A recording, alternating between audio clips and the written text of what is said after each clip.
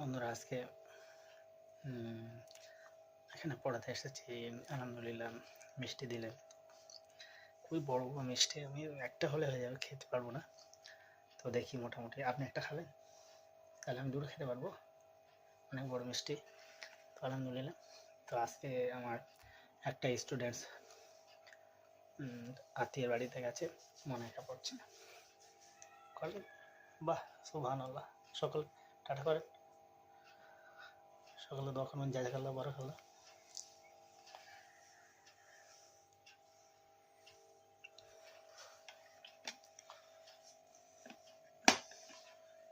বিসমিল্লাহ। এটা কি হবে আর এটা কি হবে? ফার উপরে একটা নুকতে হবে আর কপের উপরে দুইটা নুকতে হবে।